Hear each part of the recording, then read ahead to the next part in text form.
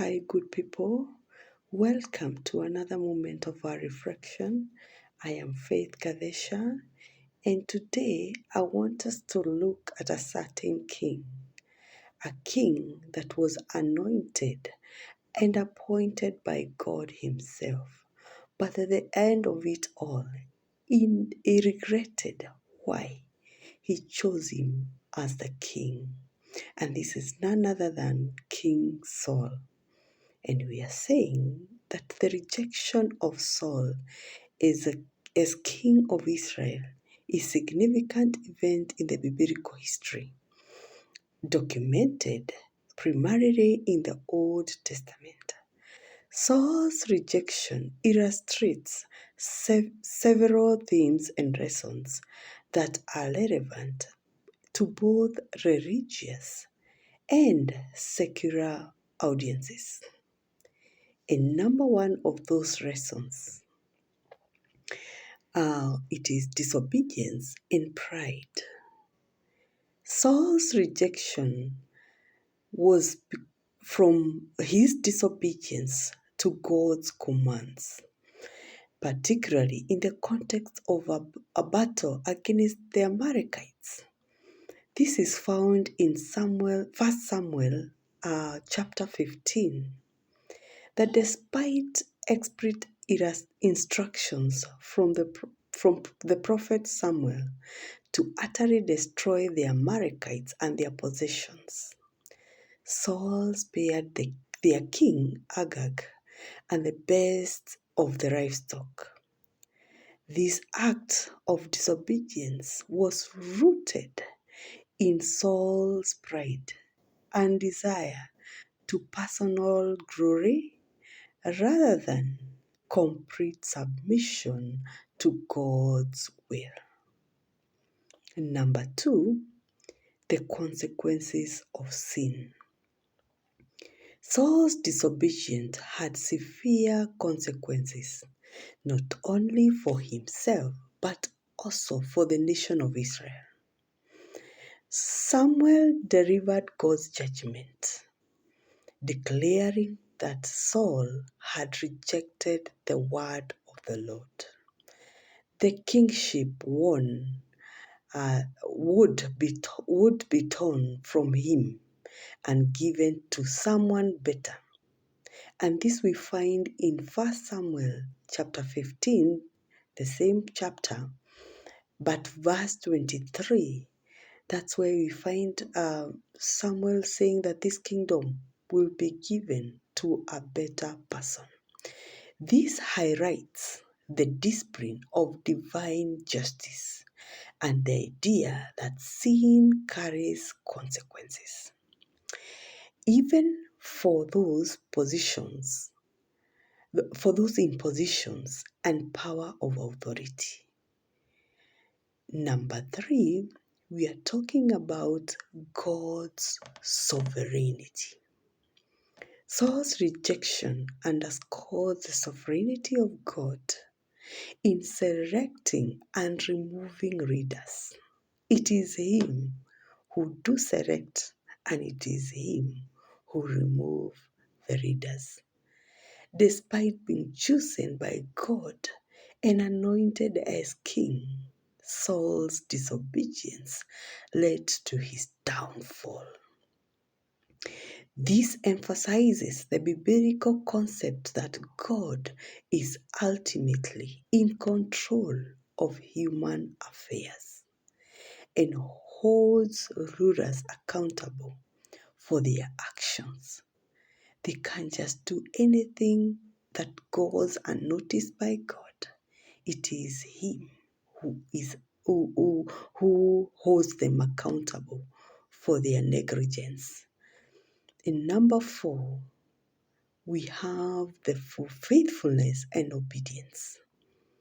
That conversely, Saul's rejection serves as a reminder of the importance of faithfulness. Yes, faithfulness is very important and key, and obedience to God's commands. There is need to obey God's commands. Throughout the biblical narrative, individuals such as David are commended for their faithfulness and obedience, contrasting with Saul's shortcoming. This theme reinforces the idea that those who honor God with their action will be blessed and upheld. And for indeed, just as we are hearing that David was commended for his faithfulness and obedience, no wonder he was given that position of kingship. In number 5, we have hope and redemption. That despite Saul's rejection, the biblical narrative does not end in despair. God raises up David as Saul's successor and a man after his own heart. For indeed, David was a man after the heart of God. This we find in 1 Samuel chapter 13 and verse 14, who ultimately leads Israel to great victories and establishes a dynasty. This demonstrates God's ability to bring about redemption and fulfillment of his purposes through unlikely circumstances and individuals. Because for sure, if we look at the life of David, even from his family, he was never counted. We look at when Prophet Samuel went to the family of Jesse to anoint one of the sons of Jesse. The father only called the 7 without David. But God had something for him, despite him being rejected even by his own family. He was never noticed by his own father. He was never called because there's no way Jesse saw him as anything that like he would amount to anything. But God had something for him because of his faithfulness and obedience to God. And overall, we are saying that Saul's rejection as king of Israel serves as a cautionary tale about the dangers of pride, obedience, and the importance of remaining faithful to God's command. It also highlights broader theoretical themes related to divine sovereignty, justice, and redemption that resonates through the biblical narrative. Therefore, my good friends, God's command to us is to remain faithful, is to remain obedient, and to discard pride in our lives. And when we do so, our God in heaven will not pass us by. Our God in heaven will always be on our side. He was on the side of David when no one saw him as anything. Don't be discouraged, but continue to be faithful. Continue to be obedient.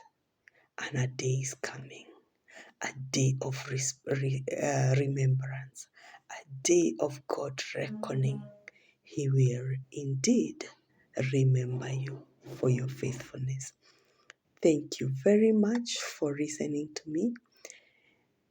Thank you, and may God bless you until we meet again. I kindly request that you may subscribe and like my video. Thank you, and God bless you.